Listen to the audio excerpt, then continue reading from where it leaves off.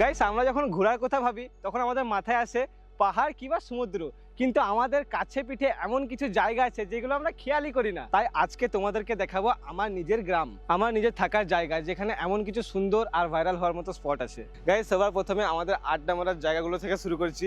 এই জায়গাগুলোতে আমরা ছোটবেলাতেও আড্ডা মারতাম, এখনো ভাই আড্ডাই মারি।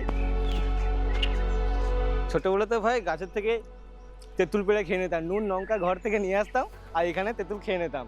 তোমরা কারা ছোটবেলাতে গাছের চেপে তেঁতুল পেড়েছো কমেন্টে লিখবে তো। আমরা ভাই হেভি করেছি, আমরা বিরাট করেছি, গাছের চেপে গাছ থেকে পড়ে অনেক কিছু করেছি। তেঁতুল তো খেতেই হবে।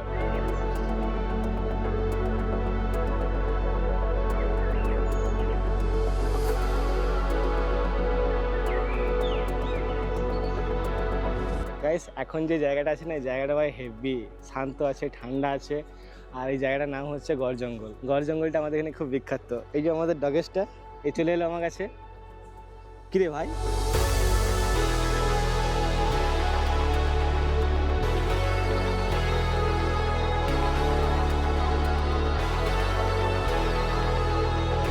এই যে জায়গাটা দেখছো না, আমার পিছনে যে বড় মতো একটা গাছ রয়েছে, এই গাছটার ভিতরে তোমরা যেতে পারবে। এখান দিয়ে একটা রাস্তা আছে, এই রাস্তাটা দিয়ে গাছের ভিতরে যাবে। গাছের ভিতরে গিয়ে সোজা একদম উপরে, মানে একদম উপরে না, গাছের উপরে যেতে পারবে। এটা হচ্ছে সেই রাস্তা ভাই, এখান দিকে যাওয়া যায়, ভিতরে ঢোকা যায়।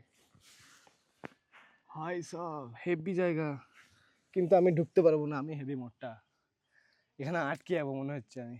যারা পাতলা আছে তারা ঢুকতে পারবে এখানে ভিতরে গিয়ে একদম সোজা গাছের উপরে। আর আমার পিছনে যে এই জায়গাটা দেখতে পাচ্ছ না, এই যে পাহাড়ের মতো হয়ে আছে, এটা ভাই গরুর গোবর। হ্যাঁ ভাই, এটা গরুর গোবর। আর ওই জায়গাটা হচ্ছে গোশালা, ওইখানে গরু থাকে। আর এখানে গরুর গোবর কোথাও না কোথাও কাজে লাগে, তার জন্য এখানে রেখে দিয়েছে সব। জঙ্গলে তোমরা রাস্তাও দেখতে পাবে, কিন্তু তাও তোমরা ভুলে যাও না এটা কিন্তু গড় জঙ্গল। আর অনেক পুরনো জঙ্গল, বিশাল গভীর কিন্তু এই জঙ্গলটা। আর এখানে তোমরা পোস্টারও দেখতে পেয়ে যাবে, বেঙ্গল ফক্স, খেক শিয়াল খেক খেক করে। গাইস, এখন যে জায়গাটা আছি না, এই জায়গাটা হচ্ছে আমাদের দুর্গাপুরের সব থেকে পুরনো এয়ারপোর্ট। একটা টাইম এটা এয়ারপোর্ট ছিল, কিন্তু এখন এটা আর এয়ারপোর্ট না, এটা ফাঁকা জায়গা হয়ে গেছে। আর তোমরা এতটা লম্বা চওড়া যে রাস্তাটা দেখতে পাচ্ছ না, এই রাস্তাটা হচ্ছে রানওয়ে, এখান থেকে এরোপ্লেন গুলো ফ্লাই করতো। আর আশা করি এমনটাই হবে, কারণ আমিও ভালো করে জানি না, অনেক পুরনো এয়ারপোর্ট এটা। আর এই রানওয়ের দুটো সাইডে ছোট ছোট গাছ আছে, আর গাছের পাতাগুলো পুরো সবুজ। এত সুন্দর জায়গাটা না, বললে বিশ্বাস করো না, যদি কাছে এসে দেখো তাহলে বুঝতে পারবে কতটা সুন্দর জায়গা এটা।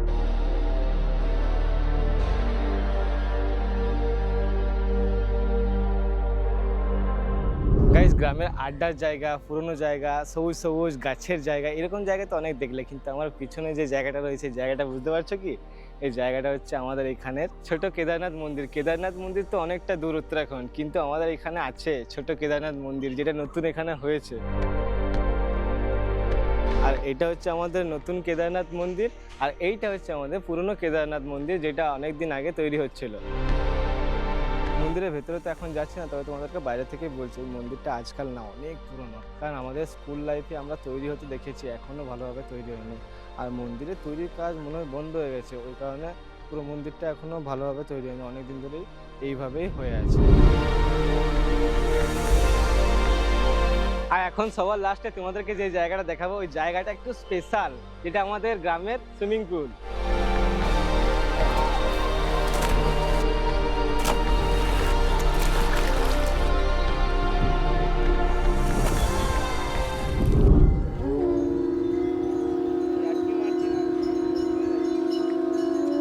আর সবার শেষে আমাদের এখানের আরতি, বেনারসি আরতি তোমরা দেখেছো, কিন্তু আমাদের এখানে আরতি হয়, প্রতিদিন হয়। এই ছিল আমার গ্রামের কিছু ছোট্ট অসাধারণ সুন্দর জায়গা। তোমাদের কেমন লাগলো একটু কমেন্টে জানাবে। আর তোমাদের গ্রামে এরকম কোনো জায়গা আছে কি না যেটা সবার দেখা উচিত, ওইটাও কমেন্টে একটু লিখে যাবে।